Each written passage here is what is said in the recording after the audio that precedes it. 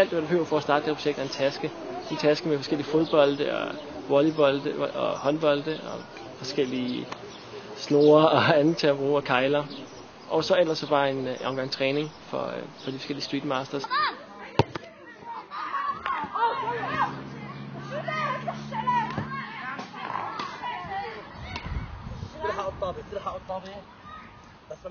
Vi har 300 Street Masters tilknyttet, og de dækker så bredt netværk over hele Libanon og berører omkring 10.000 børn, som er involveret i det her per uge. Og det er så både uden for skoler og i skoler. Vi har også en del skolelærere, som har blevet undervist af CCPA og har fået lært de aktiviteter, vi bruger til CCPA og fået udstyret herfra.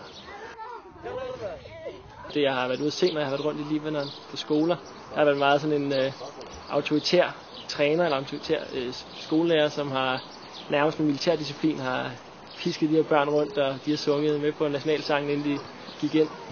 At blive undervist til at være lidt mere nede på jorden og være en mere demokratisk form for fodbold, som vi kender det hjemmefra, hvor træneren selv skal være med på nærmest samme niveau som børnene selv og spille med.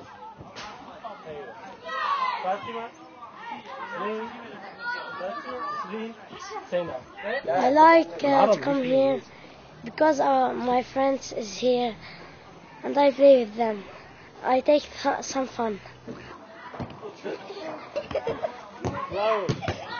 Her i Libanon har der ikke været så mange klubber. Hidtil er det mest for elitens børn, eller de rigtig dygtige eller de rigtig rige, som har kunne gået i klubber, men måske vi kan være med til at lave nogle mere folkelige klubber, hvor det måske ikke handler så meget om at vinde eller være bedst, men om at være med, og hvor der kan almindelig foreningsliv, inddrage forældre og piger og drenge og alle på en gang.